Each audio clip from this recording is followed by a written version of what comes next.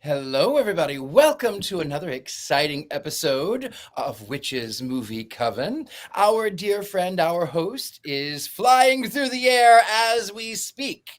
No, she is not flying on her broom. Her broom is retired tonight. She's flying in luxury and in class. Miss Patty Negri is, of course, flying in an aeroplane like normal witches do these days.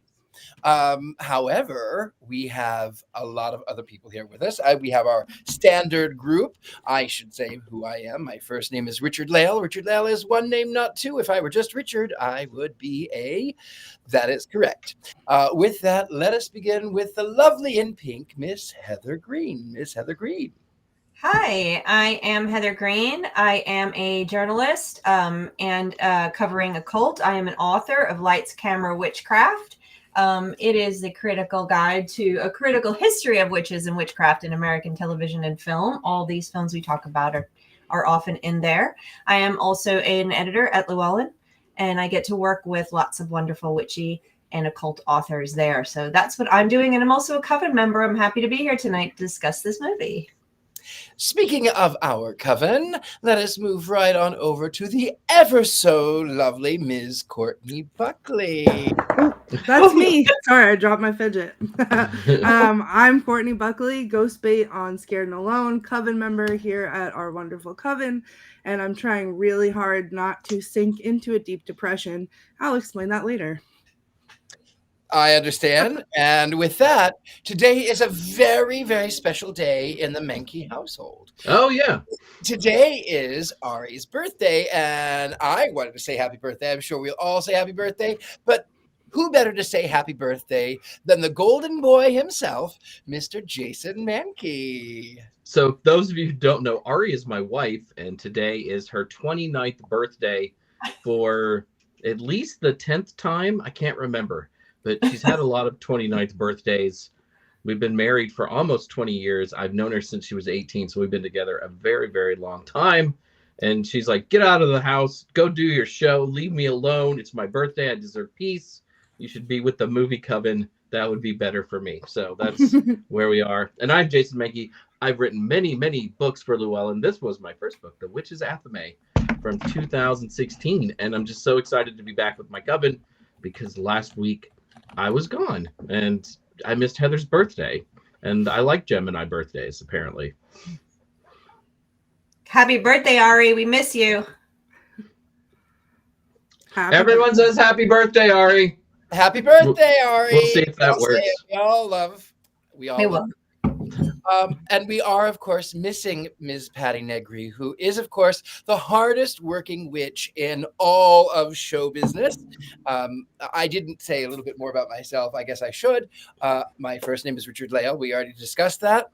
I am known as the gentleman psychic. I'm a psychic and a medium. I used to be a psychic and a small, but I gained some weight. Psychics who are all doom and gloom or love and light. I am a happy medium. With that, let us talk a little bit about tonight's movie. Now, this is it's an older film, so if you haven't seen it, well, it's like 25 years old. So, spoiler alert. No, it's a little older than that. How dare you? I was alive when this happened.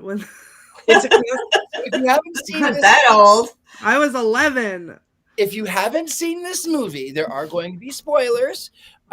Because it's a movie from the 90s. So we are talking about the 1997 Eve's Bayou.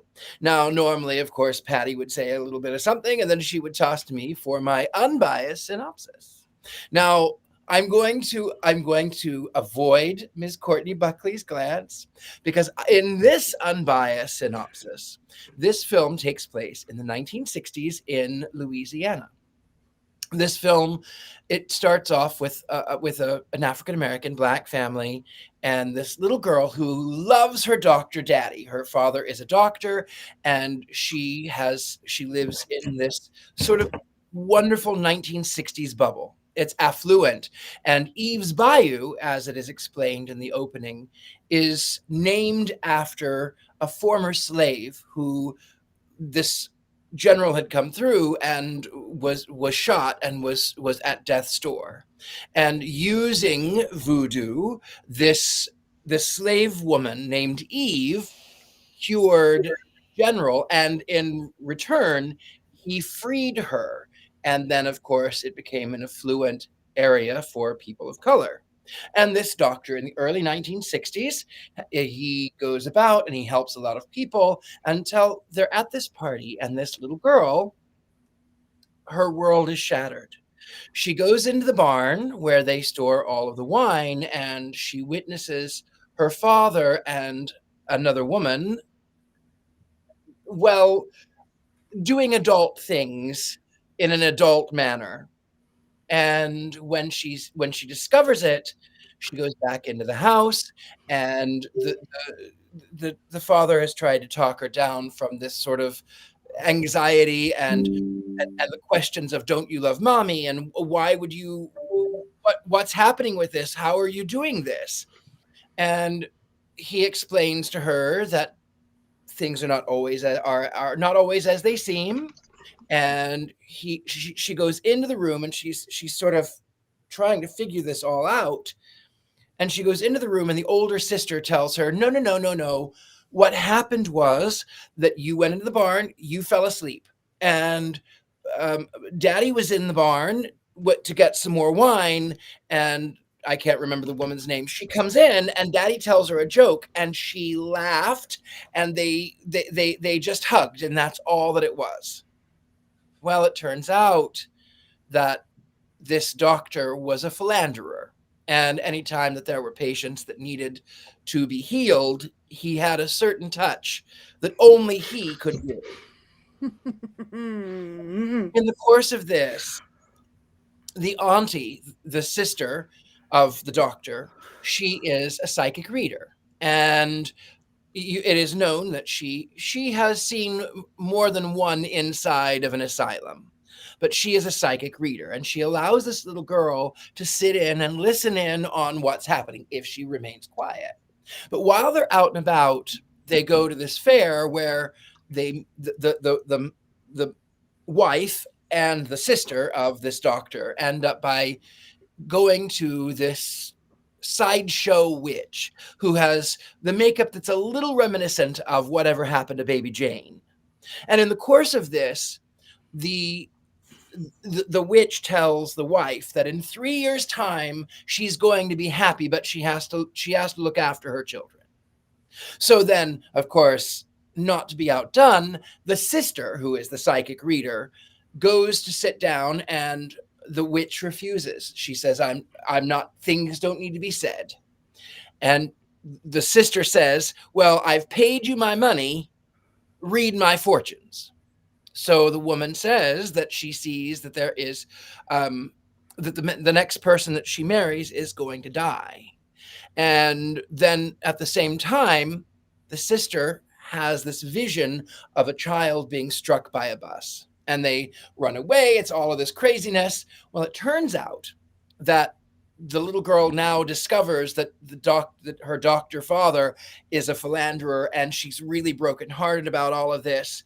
And she goes to the same fairgrounds, and she steals a pineapple, where she herself encounters the witch. And the witch sort of chastises her in the most loving way. Pineapple thief is what she becomes called. Well, it turns out the older sister of this little girl, she breaks down and she tells a very hard truth. And for the sake of our viewing audience, it shall be referred to as SA. She came downstairs, and her father was drunk, and he SA'd her.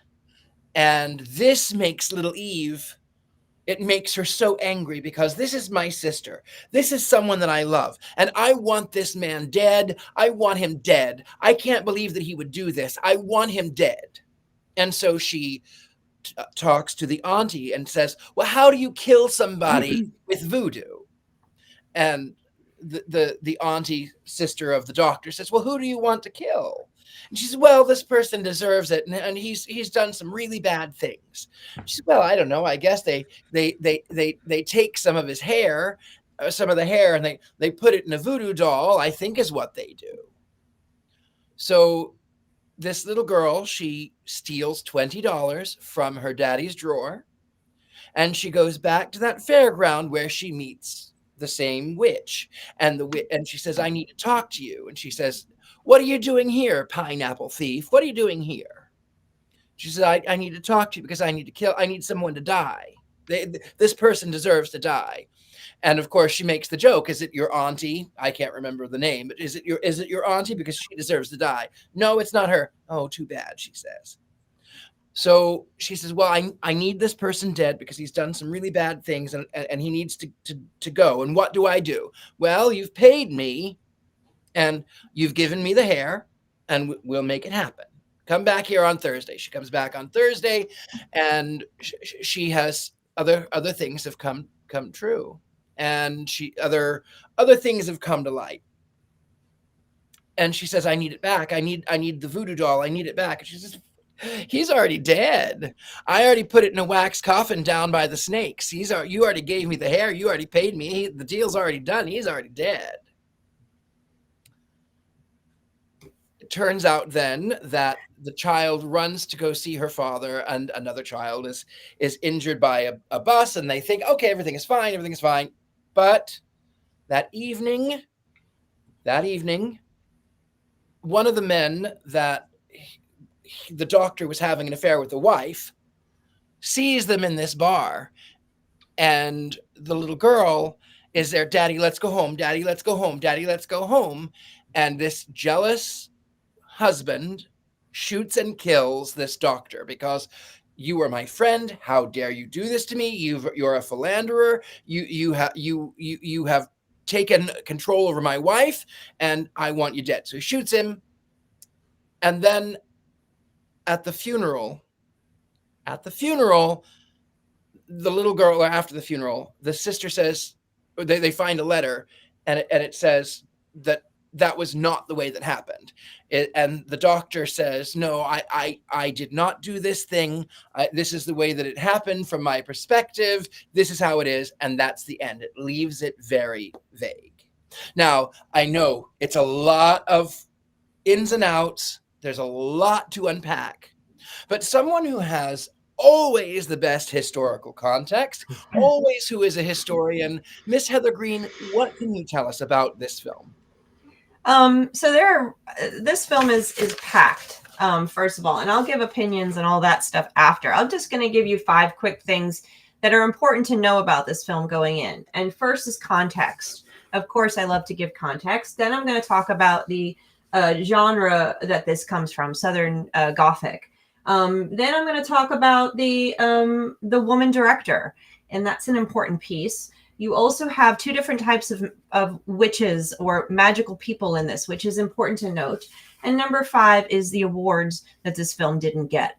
So let's first talk about context. Now, what's important about this film, it's 1997, and it has an all-black cast. And that's the important context. Not so much about it context in terms of witch films, because that's sort of a different thing I can get to a little bit of. But this is a film that has an all-black cast. And why is that important? Because that in Hollywood's history is a rarity. And by the mid to late 80s, when Spike Lee came on the scene, the doors started to open.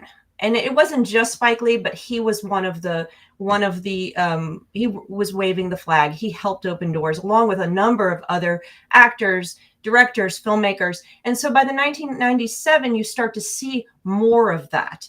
Was it perfect? Was every door open? Was it clear? No, of course not.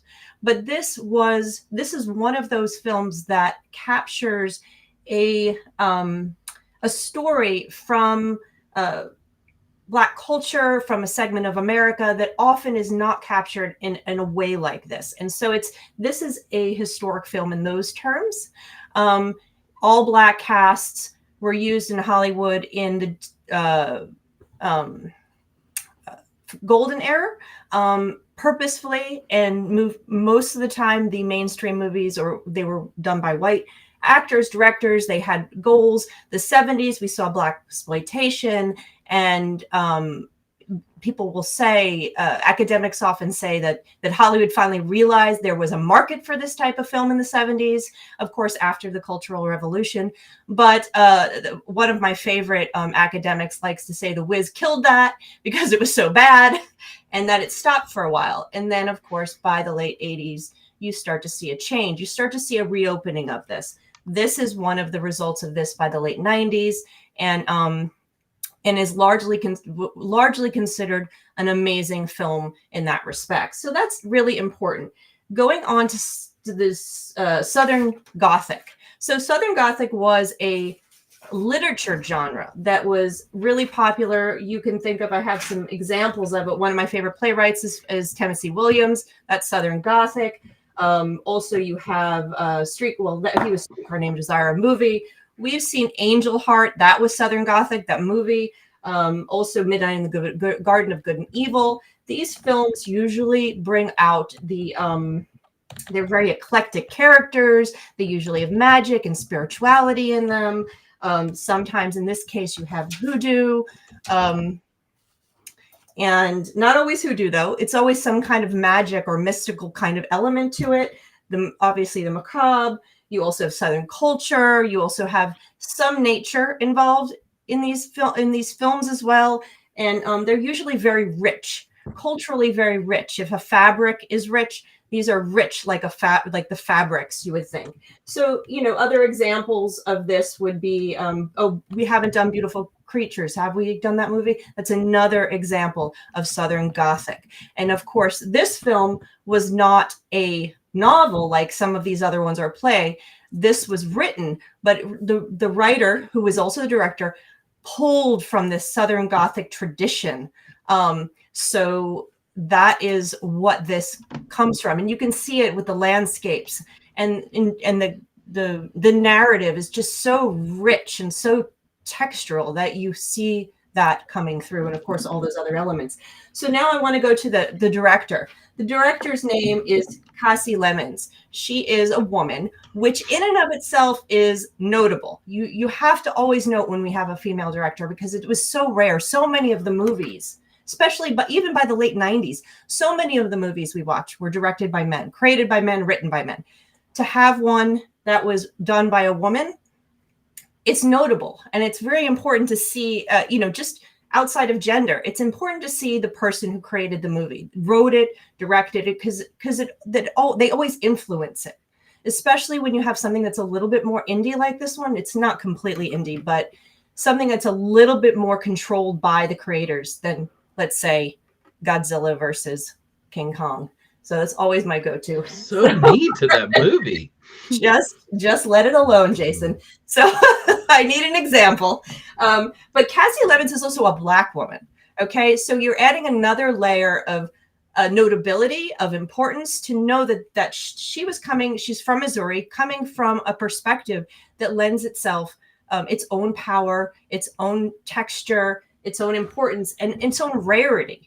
Not only to have a woman director, but to have a person of color as well. In that is really, and she wrote it and directed it. So Kasi Lemmons is really interesting. She has a great background, Tisch, UCLA. And if you haven't seen, she was actually in a Spike Lee movie. She was an actress first, and then went on to directing. This is her debut. And she also directed, if you haven't seen, Harriet, 2019, fantastic film. So she's very talented storyteller. That's her thing. And she, the interesting thing is, Megan Good, the actress that plays the older daughter, when she got there, this was her first film, and she thought there was many Black female directors in Hollywood. She didn't know that. What she said in the interview is, "I was looking at a unicorn." I love that. So in that case, Kasi Lemmons was definitely a unicorn, and still to a degree is. And then what was my next one? I have a list here. Number 4, the 2 types of witches. I think Richard-Lael pointed them out. We have the psychic counselor, is what she calls herself. That's Mo. Mozella. I love her. Mozelle. She's fantastic. Character. She's an accepted member of the upper class society, the sister of the doctor, well-to-do in this Creole culture. She has a practice that is accepted. She looks the part as far as part of society. Then you have Elzora, who is played by oh god, I wrote her Diane name. Carroll. Thank you very much. Name was I'm a escaped. huge fan of her. So Yes, like she doesn't even look like she does. I'm sorry, I'm like No. taking your spot. But no, and wow. she actually wanted to. She actually is the one who came up with the face paint. She said, "I want to do this. Let's go." She said, "I want voodoo makeup," is what she called it. So she's the one who did the face like that. But she is the witch. She is outside of society, and what I love about it is that they actually portrayed her as the classic witch in the woods by making you have to go, or making the child have to go through the swamps along in the dark paths to get to her little cabin in the woods where she has the witch she's the magic for mighty witch. She's not good or bad. She's just there to do her thing. So it's two different looks at the use of magic. Neither one is bad. Both are very culturally embedded. And so it's a very interesting little dichotomy they have wrapped into the story. And I love the way that's used. You have elements of hoodoo. You have veve from voodoo in places. Whether all of that is, how accurate that is to modern practice, I cannot speak to. I don't think any of here can really speak to that. But it is definitely woven into this practice. And the last thing is the awards that this movie did not get. So it won a ton of awards, but it did not win an Academy Award that year at all, which would shock many people, because since then it has been given an award by the National Registry and the Library of Congress. It has been claimed the best film of that year. It has a string of awards, in like Black Film Awards, the I can't remember all the different awards. There's just a string of awards it's gotten for Best Actor, for Director, for all the things. And it didn't get a single Academy Award. So these are the things to know about this movie. It is very well loved, this Eve's Bayou. And so I will leave it at that, and we can talk about it, because I think it's really packed full of a lot of stuff, and I think different people get different things out of it. And it'll be great to hear from our perspective how we react to this film. Who would like to start off? I know Ms. Courtney wants to, and I go to you, Ms. Courtney, because I know that this film was hard for you for whatever reasons there may be. No matter who was in the cast, no matter where its place was, I know this film was harder for you than it may have been for others, and I would like to respect you, and I would like for you, if you are comfortable, for you to go first. All right. Well, thank you. I'm going to try to do this. First of all, shocking as it may be, I finally didn't hate a movie to start with.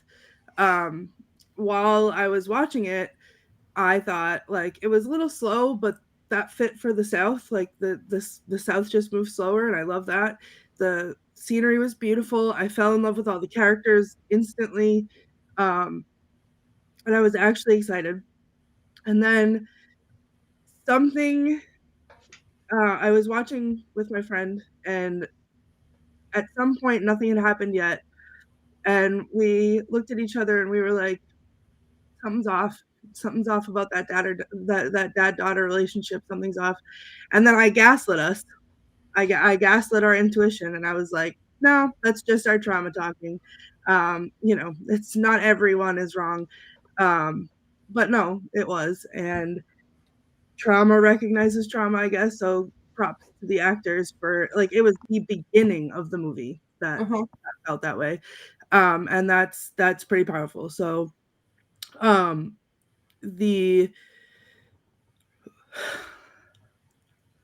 it was amazing. I loved it up until the part where the dad essays the daughter, because I was 11 and my dad was drunk too. But watching Eve get mad when she found out and try her hardest to hex him, and sticking the needles into the doll and, with intention, healed the little girl inside me for a minute. Sorry. It's okay. It's okay. And I thought, I thought how beautiful that was because it did something. It helped me until the end when she finds the letter. And she looked at her sister and she said, I believed you. But oh God, no one believed me, so I know what that feels like.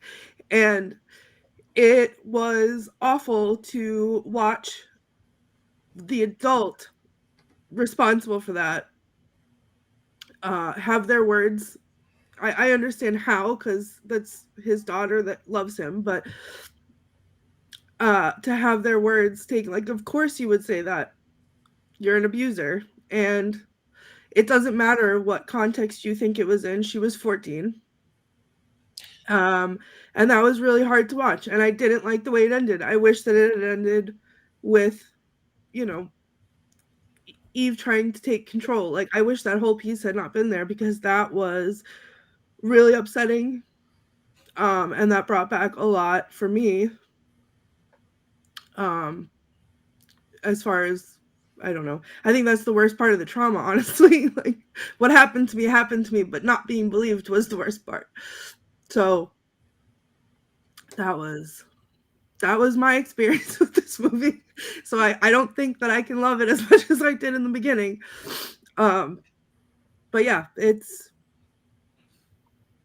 I didn't know how, I can't not be honest with everyone, with you guys, with our audience, when it comes to movies. There's a reason movies are supposed to bring out feelings in all of us, whether they're good or they're bad. And this did that for sure. And I racked my brain how I was going to come on here and not trauma dump, but I can't, because I can't not be honest. And that's my truth. And that's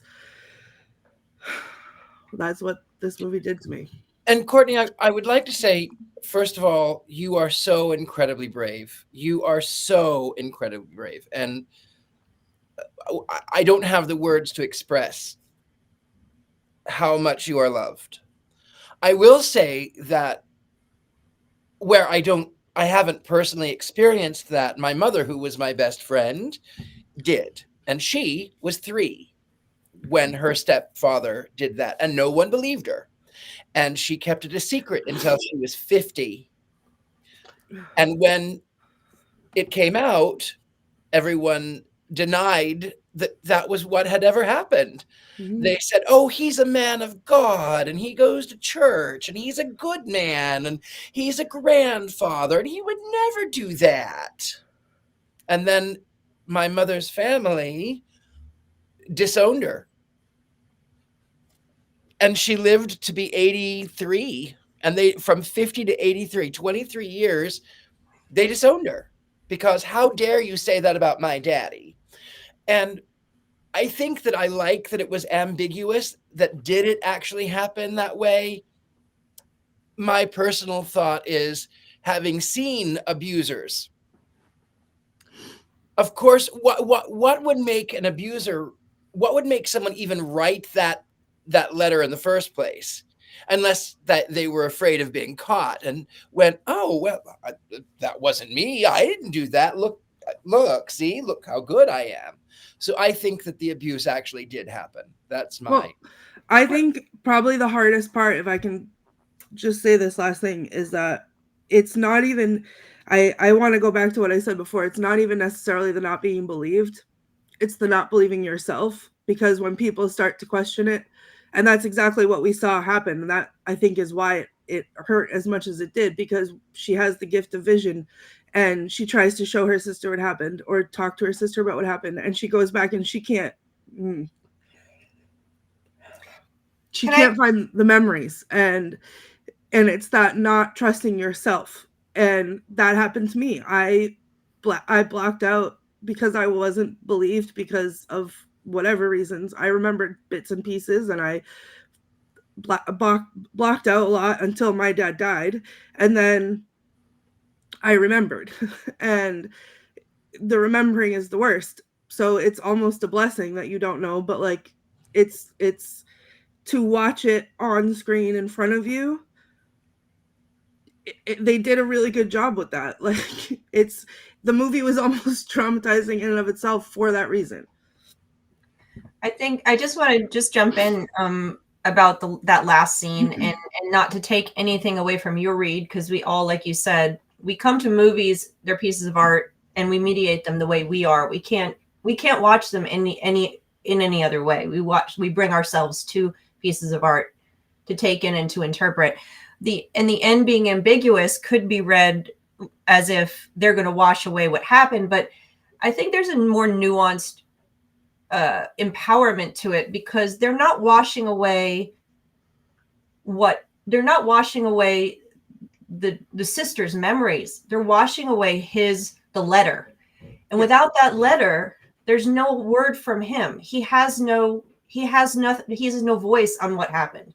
So washing away the letter washes away his voice, which may be the wrong voice, depending on how you read, who's true, which is part of the story, part of what this movie is in the ambiguity of memory, and whose memory is right, and is it really? And she says at the end, and when they wash away the letter, I read that as, we're just going to forget what he said, and now they can live in their truth without having the burden of him breathing down saying it didn't happen. So it's almost like they're releasing themselves from that. So that's how I kind of read it, a little differently than saying, well, let's just pretend this whole thing didn't happen and go about our lives. And that's another way to read it, but that's not how I read it. So I don't know. I'm just adding that in for the. I agree. I agree with that, with the letter part. It's more so for me what happened before that was so traumatizing.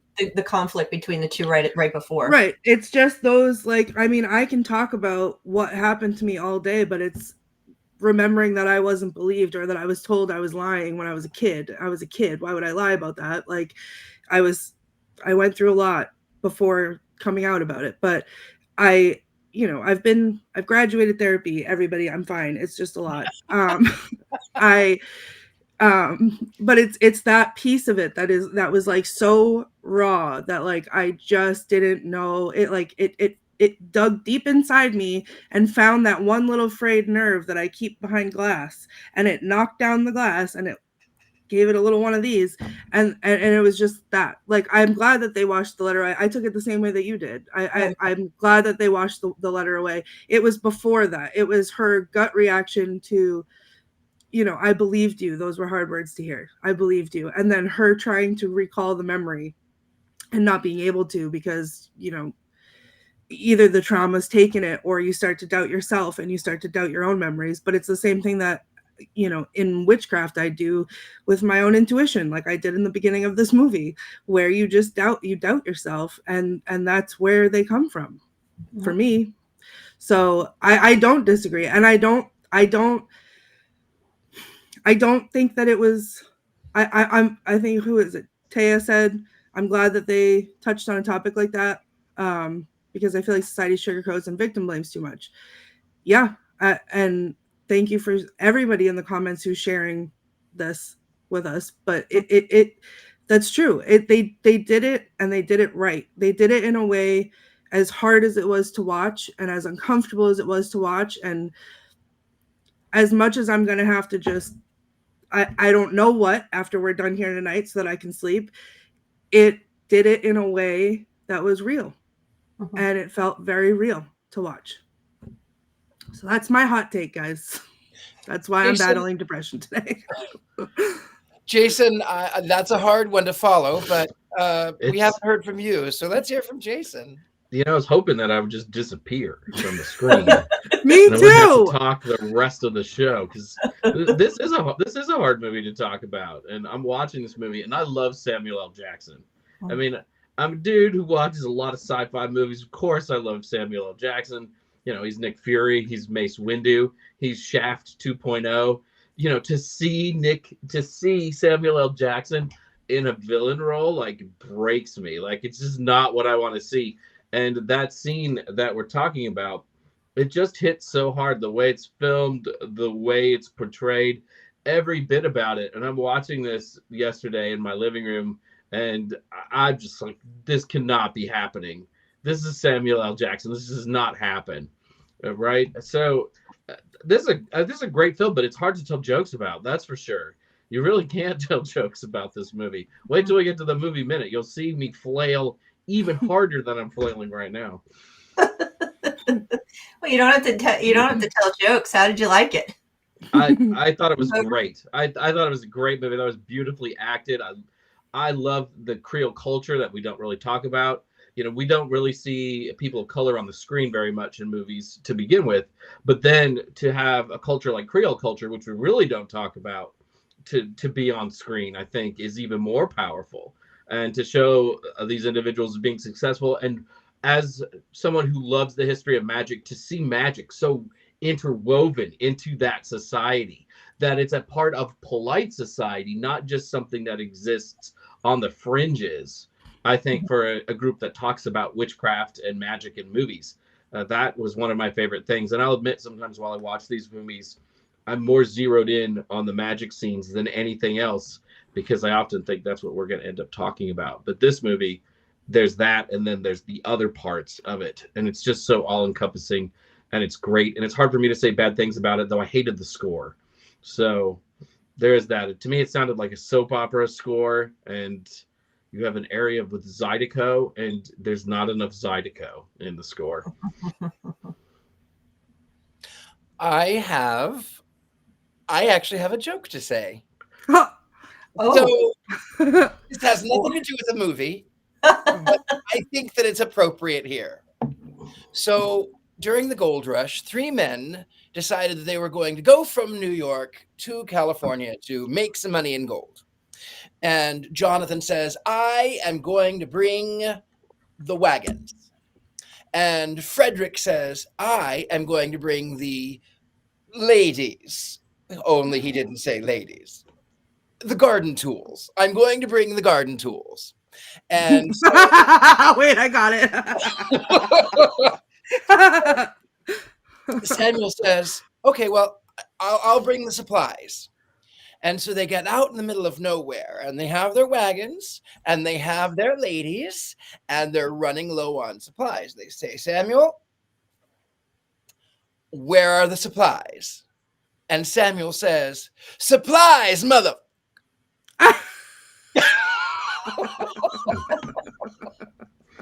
It's a Samuel L. Jackson joke. With that,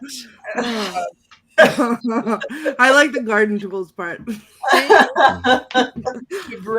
to break the tension a little bit, I thought it was important to say a little bit about that. And you are right, Jason. The score was not good. It was just not good. The music was not memorable at all. It wasn't good.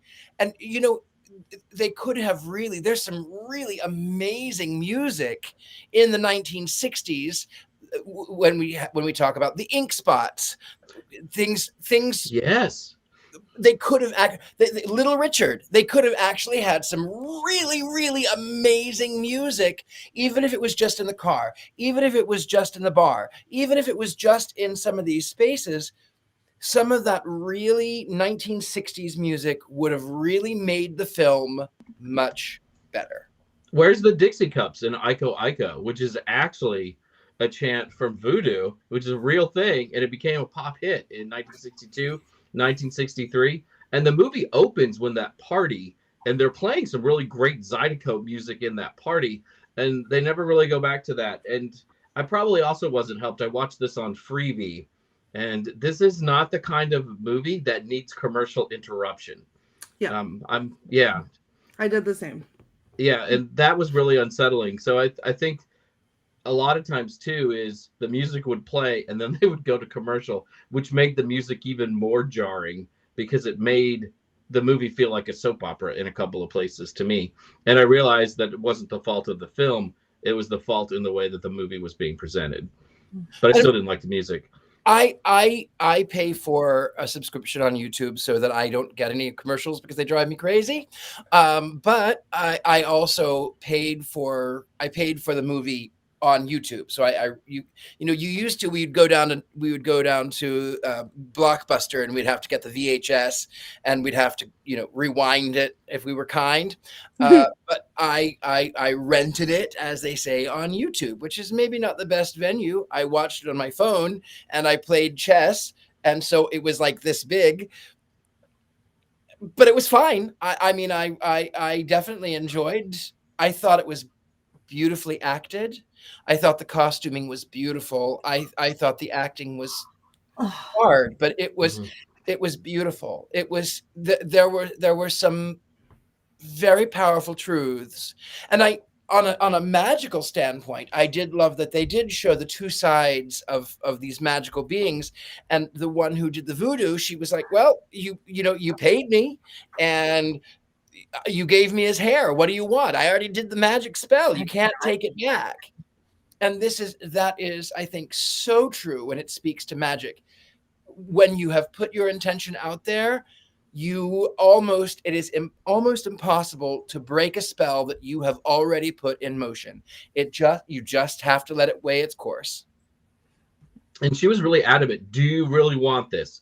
Are you 100% sure that this is what you want? And Eve said yes, and the spell was put into motion.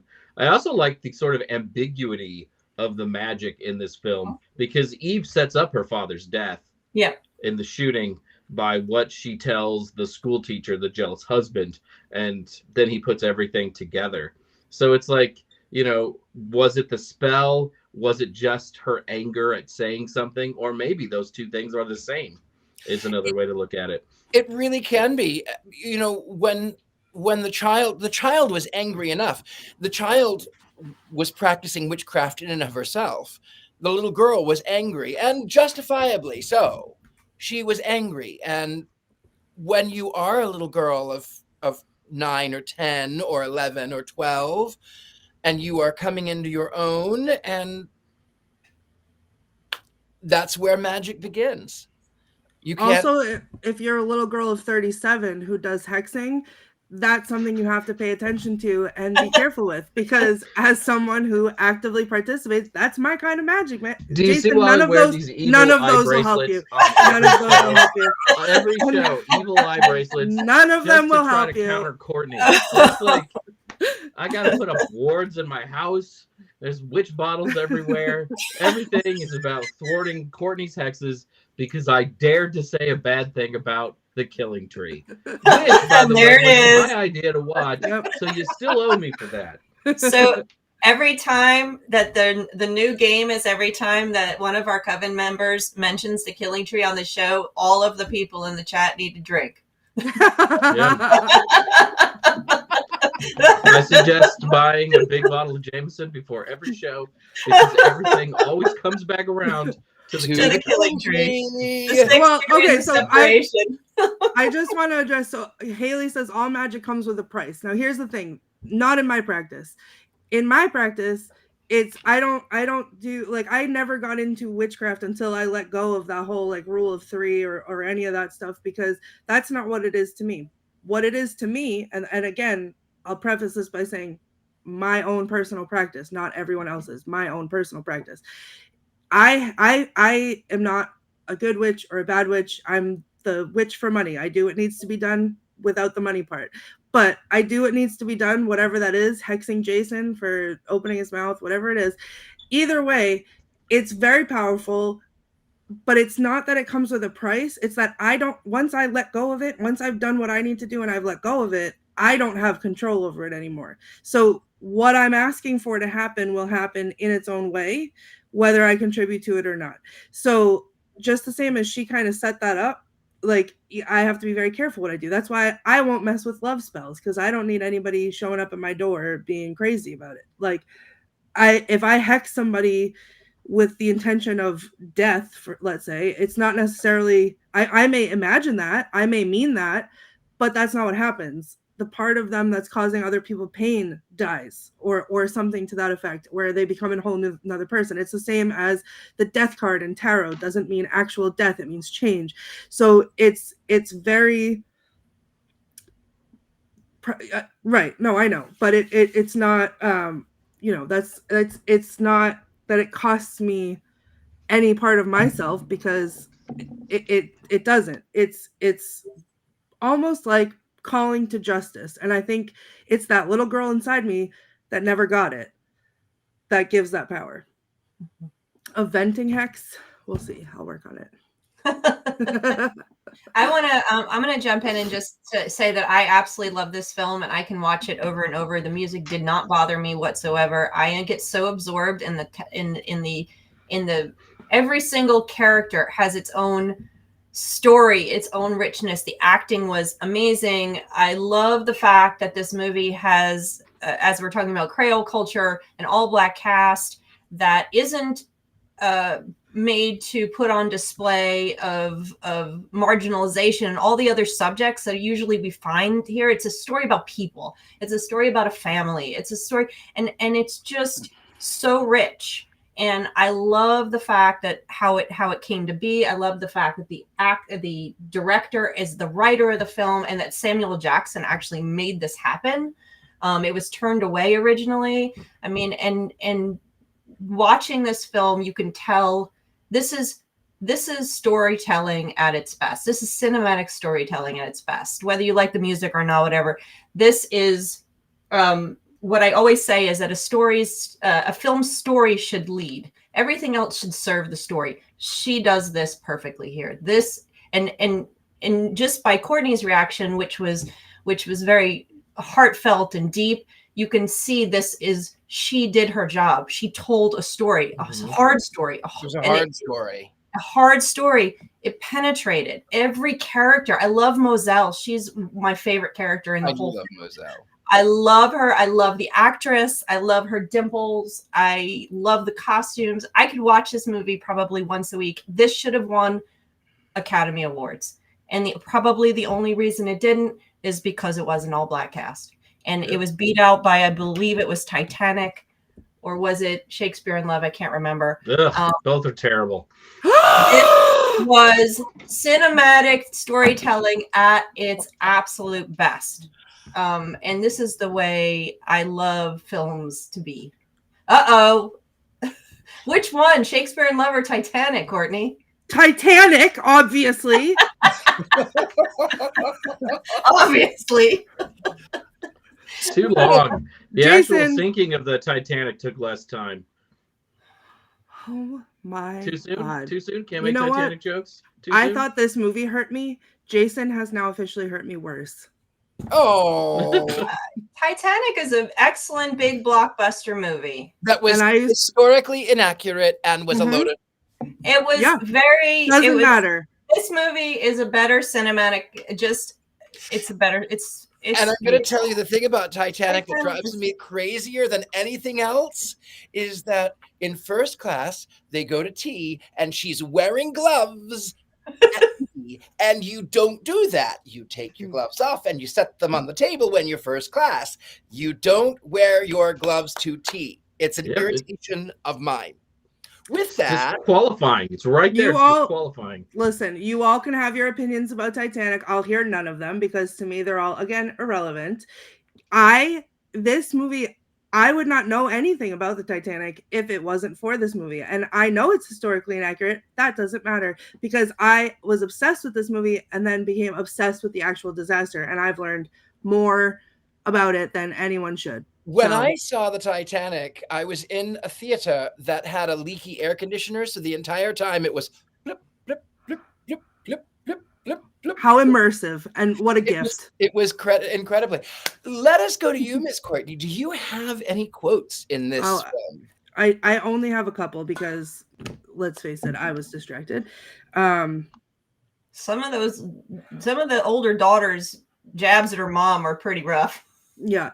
My favorite one, so one of them was when the mother like cut her finger or something, and then Eve came in and called her out for saying a swear, and the mom said, "You shouldn't be sneaking up on people when they're swearing to themselves." I thought that was pretty funny. My absolute favorite line, and it was the part where it started to turn around for me for just like a hot second, was when Eve just turned to her aunt and said, "How do you kill someone with voodoo?" And I was like, if that little girl is not me, like, I love her. Then she goes to the witch's house and she's banging on the door or whatever, and the witch screams, "Get the hell off my property before I cook and eat you." And I was like, well, there it is. That's what I want to be when I grow up. Yep. Woman in the woods. Yep. And then I was very emotional while this was happening, but the last lines of the movie, where she, as the narrator, says, "Like others before me, I have the gift of sight, but the truth changes color depending on the light. And tomorrow can be clearer than yesterday. Memory is the selection of images, some elusive, others printed indelibly on the brain. Each image is like a thread, each thread woven together to make a tapestry of intricate texture. And the tapestry tells a story, and the story is our past." It's beautiful. So That was a very those are my beautiful, quotes. very powerful quote. Mr. Mankey. I just didn't know people were so attached to Titanic. Jeez. I feel Jason, no one's terrible letting you now. on the door. No one's letting you on the door. No one's letting you on the door. Jason, I'll share the door with you. And Thank you, then if it Richard-Lael. starts to stink, then I'll kick you off. Oh, Can I go on the door? I mean, Heather's I'm welcome going on to the tell you this. I'm going to tell you this. I don't really care about you. I only want your vote. oh my God. Sharks are bad. I really don't like sharks. I mean, maybe the Titanic had a big battery and it started sinking because of the weight, and there are sharks. Oh my God. It's going to be a long summer, isn't it? It's going to be a really long summer for all of us. Jason Mankey, do you have a movie minute? How the hell am I supposed to be funny for 2 or 3 minutes when our movie is Eve's Bayou? What's there to make fun of? The great performances, the beautiful cinematography, the story, because there's so much there to tell jokes about. I found the movie's score a little disappointing, as we talked about earlier, but that might be because of my love for Zydeco. Of course, that's a very small quibble. I'd love to tell you how this movie stars Nick Fury from the Marvel Universe, but Samuel L. Jackson has always been way too badass for that. To be honest, the Marvel Universe stars Samuel L. Jackson as Samuel L. Jackson. Nick Fury feels more like a nickname than a character. There's only one Samuel L., and I, for one, am way too smart to make too many jokes about the snakes on a plane guy, which I did see in the movie theaters, and I think that movie's awesome. I often read write-ups online of all the movies we see, and just so you know, Roger Ebert, the movie critic, called Eve's Bayou the best movie of 1997. One critic recently called it one of the greatest director debuts in American cinematic history. Again, how does anyone make fun of that? I guess I could tell the joke that Eve's Bayou was the feel-good movie of 1997, but the fact that the movie was even made is a triumph and a feel-good moment, considering how poorly Hollywood does with movies created by and starring people of color. Sometimes these bits write themselves. Richard-Lael only makes it halfway through the movie, somehow still comes up with a synopsis that makes more sense than the actual movie. Courtney talks about how she watched the movie while driving and that she couldn't see the road because of the tears coming out of her eyes. This is one time, Jason.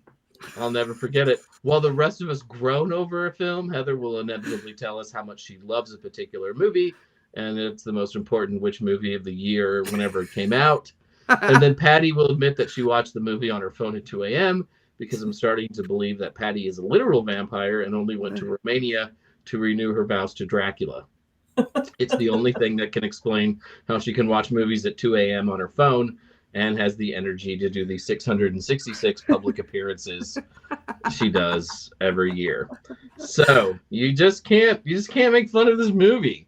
The movies are easier to make fun of when they're bad. So all I can do is take pot shots at the Coven. That's all I can do. So not fair. This is totally not fair. I liked it. Maybe next week's might be one of those bad movies. I don't I'm know. hoping. We need What do we have Pumpkinhead next 4. week? It's a summer. Summer of Fear, also Uh-huh. called the Stranger in Our House is the other name for it. It's a Wes Craven movie. What year did it come out? I want to say 78 or 79. It's with Linda Blair and some good hair. Get ready. Loves films. You're going to love the last scene, Courtney. I cannot wait. Okay, I'll try not to 1978. disassociate through it. So with that, we'll talk about next week's film when we talk about when we're there. But we have like 5 minutes left, so I guess we have to vote now. One's up or one's down. There's a lot to go in here, but I'm going to vote. No, just kidding. Oh my god! We are the movie that should have won the Academy Award. We are One's up. Anonymous. And I'm going to tell you this. I went into this film. I'm going to tell you a little secret. I went into the film thinking that I would not like it. It was dry in the beginning, and then I went to dinner with a friend, and I said, "Oh, we're watching Eve's Bayou, and I'm just not into it." And he says, "No, watch it, because you're going to love it. It's hard, but it's a good one." And my friend Romy was right. Oh, it's a great movie. It's such a good movie. And I didn't see it when it came out because that was the year when I had no money and I didn't see any movies other than the Titanic later on cable. So I'm very glad that we watched this movie. So we have in the comments, we have 2 ones up. We have 3 ones up. Do we have anybody else? Any other? No. Okay. Is this completely unanimous? It is completely unanimous. Has that ever happened except for on the day that we watched The Killing Tree? And Your Highness. And Your Highness. I don't think it has. I think there's been a few other ones. We'd have to look back. I mean, The Craft. Well, okay, yeah. Also, I think we just kick people out of the Coven if they gave this movie a down. You know, like, too bad. You're done. Yeah. Some things are like unforgivable. It's a hard film, but it is a powerful film. It is an important film. It is important on so many levels. That's all we can say with that. We have 4 minutes. Let's go back and let's see if we have anything that's coming up. Anybody who has anything coming up? I do. I will jump in. I've got Mystic South in 3 weeks in Atlanta. That's 3 days. It's the 26th, 7th, and 8th, I believe, of July. There is there it is, 26th, 7th, and 28th in Atlanta. There is a Facebook group you can join if you're coming. There is 3 more weeks before we launch, and it's a fun-filled weekend of mystical, magical workshops and all kinds of things. So I hope to see some of you guys there. And I think that's it for now. I'll stop there. Jason Mankey. Mystic South is really great. I am free until October. I've got no events the rest of the summer. That has not happened since the pandemic. So I'm really excited to do nothing other than watch movies from 1978 and text them to Courtney. I asked I'm taking a road trip to LA, but that is not a witch event, really. It's just a time to harass our producer, Rob. Miss Courtney Buckley, anything coming up? Not really, but I would like to say a heartfelt congratulations to Nathan, my son, who had his moving up ceremony today. He's officially a high schooler, which means I'm officially old, but he worked really hard and I'm really proud of him. And it's been an emotional day all around. So I'm going to be going to sleep after this. And that kid grows a better mustache than I do. It's incredible. I can't wait till he grows one like mine. That's what he's going for. He talks about it all the time. He's like, I can't shave it. It doesn't look like Richard-Lael's yet. Well, it's going to take a little bit of grooming, a little bit of manipulating, a little bit of wax, but it's well worth it. I will be in Dallas, Texas, coming up on the 20th. I'm going to go see Ghost. It's a long story. I'm going to go see Ghost. I don't know which one, but Ghost. And then I'm going to be at an antique store where I'll be reading tarot. And I don't know anything about that either because my brain is mush.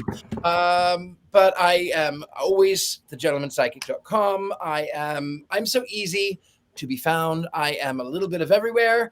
There are some fakes out there. So this is across the board. Jason Mankey's had this problem. I think Heather's had this problem. Courtney has had this problem. Patty has certainly had this problem. There are fakes out there who will contact you and they will say, "Oh, beloved, the spirits have told me," and they'll and as Jason Mankey or Heather Green or Richard-Lael, and we are here to tell you we have the one account. We will never, ever, ever contact you first. You can contact us for readings. You can contact us for books. You can contact us for whatever other reasons, but we will never contact you for those said reasons. So you can find us at our actual websites and medias of social, and we have about 20 seconds. There's one thing left to do, and that is what witches love to do, and that is to cackle. Here we go. At the count of 3, 3, 2, 1.